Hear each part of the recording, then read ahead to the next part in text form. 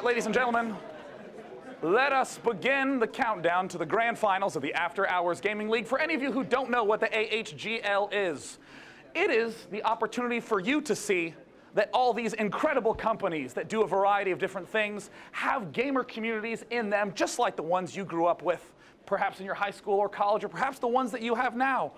And because we love coming together over games, we have the After Hours Gaming League, where all these teams have played in a 7-week round-robin format. And the grand winner, the first place prize, will be $5,000 of my money to the charity of their choice. And this is an 8-foot by 4-foot check that weighs 50 pounds. And it will go to the winner, earning $5,000 and 1 cent. Just, to avoid rounding errors. And I would like to, once again, give a huge congratulations to everyone who was involved in the event, because this was a community effort. Let's hear it for the team leaders who helped bring the event together. We have Nathaniel Tucker from Team Microsoft, who will be playing at the start of tonight. Oh, not yet. We have a whole bunch of people to thank. We have Trevor Madsen from Google.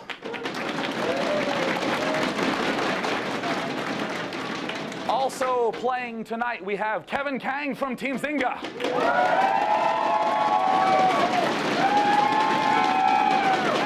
Wow. Kevin Kang is mighty popular.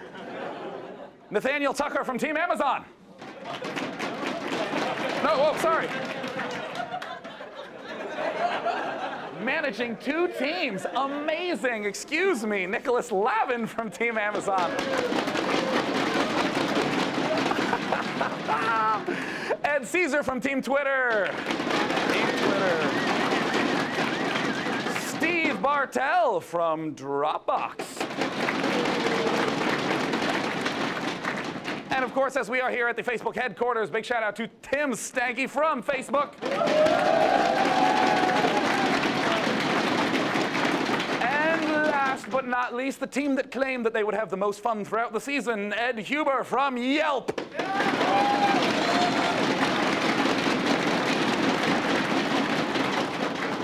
Now, all these team leaders helped organize all the matches, helped round up the cats that were on their teams to play in battle. Best of 5 format, bringing us here to today, where we have one final best of 7 to decide it all, and all the matches will be played live here in this very room, in those 2 very booths. Let's introduce the 2 team captains from Microsoft and Zynga. It will be Kevin Kang and Nathaniel Tucker. Come on out.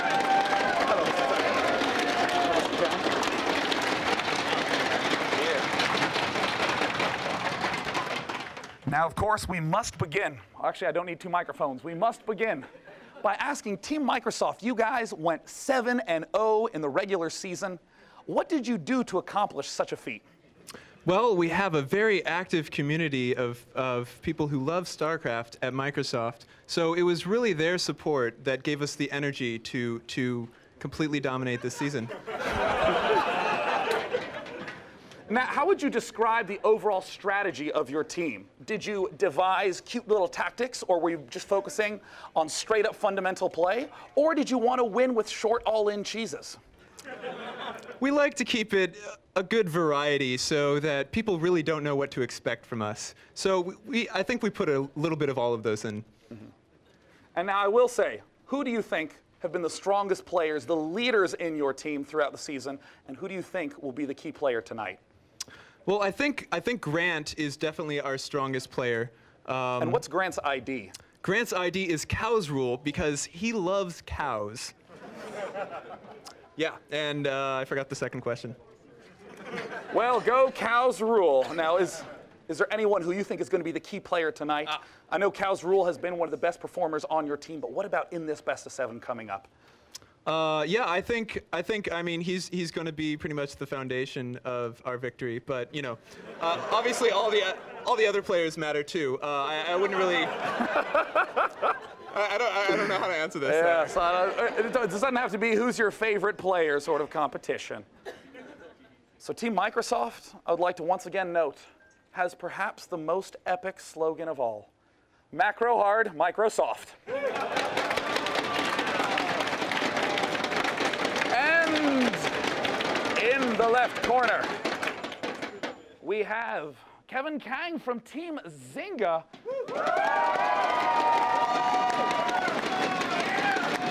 Now, I have to ask, there were so many people who expected a Microsoft versus Google final, but you guys had an amazing series against Google. Tell us a little bit about that. I mean, putting me on the spot, man.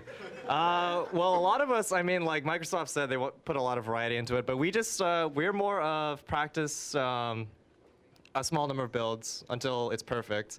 And I know personally that I've done the exact same build 4 games in the AHGL, and those replays are out for the whole world to see, but I did the same build, it worked. Don't know about that. Pass on next question. All right, yeah, let's do the next question. I mean, what I could do is just hold the mic and just keep nodding reassuringly. That's so interesting, go on. But no, I will now assault you with yet another question. Got it.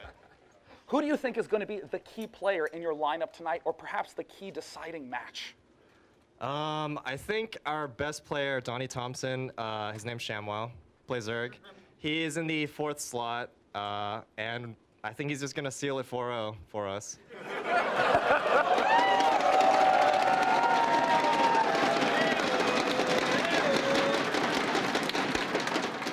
Now, many people out there say that Microsoft had an unfair advantage. They had so many people in their company, and Zynga, not quite the size of Microsoft. Tell us, how did you manage to do so well with such a small team, small company dynamic? It's pretty simple, actually. On our spare time, we just play Farmville to raise our APM. You'd be surprised.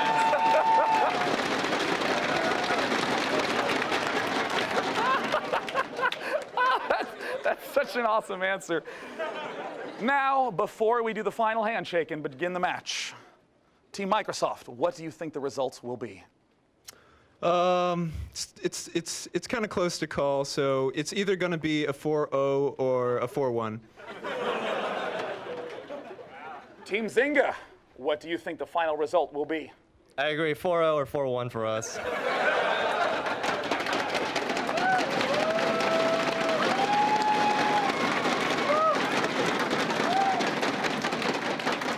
Now, I do know that both of you do have a charity that you are representing tonight. Team Microsoft, tell us a little bit about yours.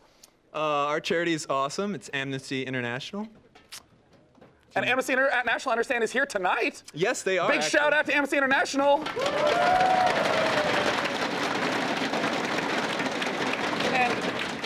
And whom will Zynga defend? Ours is Save the Children. It's better than Amnesty International.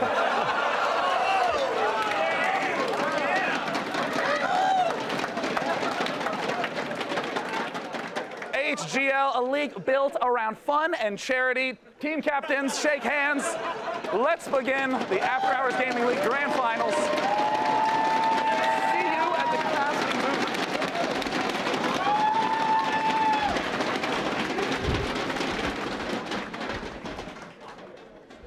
They were writing stuff.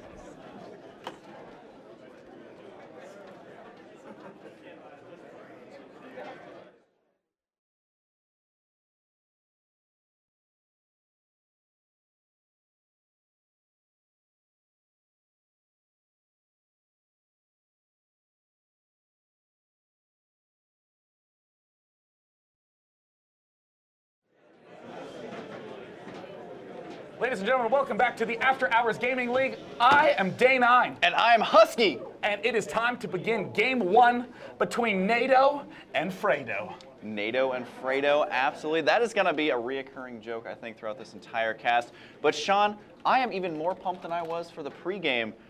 I'm like a pair of Nike shoes or something. I don't know. I'm about to explode. I'm super anticipating this. And I just spit on you to just top it off. No, your saliva just is the best symbol of excitement for this upcoming match. It's going to be a Zerg versus Terran. The team captain, Nathaniel Tucker, will be playing against Fredo. The map will be Zell Naga Caverns, one of my favorite maps to begin the series.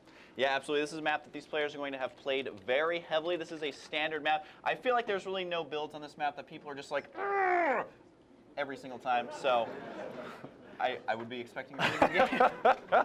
People tend to play a little bit more relaxed on Xel'Naga Caverns. Yeah. And in this TVZ, I would not expect to see NATO do a lot of early Hellion pressure. Let's actually take a look at our player from Team Microsoft. There he is, NATO, in his booth, getting ready. He looks really familiar, Sean.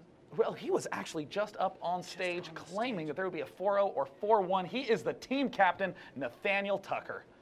Yeah, there he's looking looking awesome there. These pictures, I love them, Sean. I know. I don't know if you told them you have to pose absolutely epic and look like a total badass for these, but well, they got it down. There's even a guy in a banana suit on the AHGL website. Definitely check it out. He did not get the badass memo, so.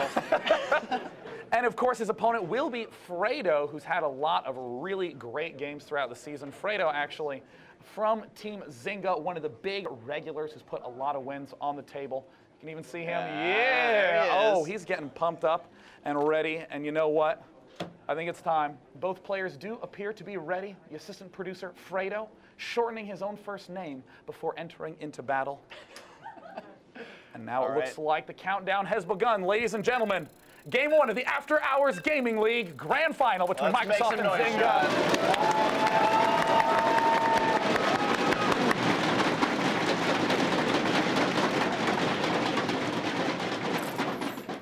And it looks like here we are in the bottom left. If you are a fan of Microsoft, give a cheer for him. It is NATO.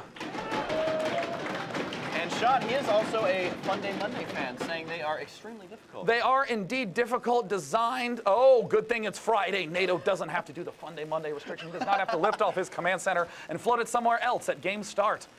Yeah, so spawning up in the top right side is going to be Fredo. From Team Zynga, it's Fredo!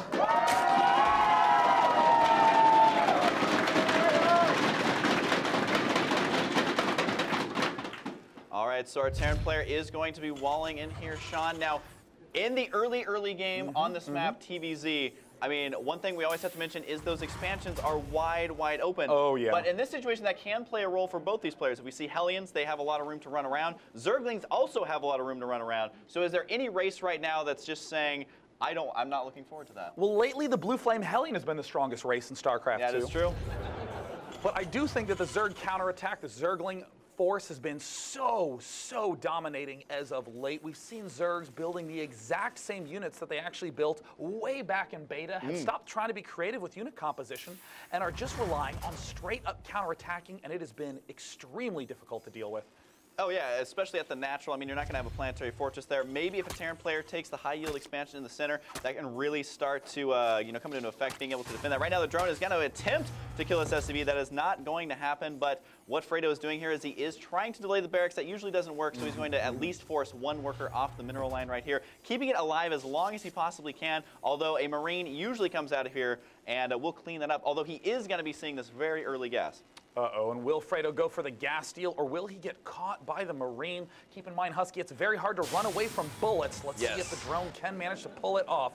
Fredo now going for the very delayed spawning pool. I cannot emphasize enough how much I love how many drone Zerg players are sneaking in before they begin that spawning pool. Yeah, that's absolutely an important point, Sean. As has been said time and time again, drones are pretty good in the early game, and Zerg players are starting to realize if I make a lot of additional drones, it's okay if I lose some of them. Now, what a lot of Terran players will do here is I've seen some pretty creative play with bunker placements, especially in that northern position. We've seen Boxer use bunkers there to great effect. I don't know that our Terran player is going to be doing that, as NATO is now throwing down the factory. He is not making any more Marines, and he's walling in pretty tight. I mean, he even added a second supply depot there. Oh, but the Overlord is going to go down. NATO catches the Overlord.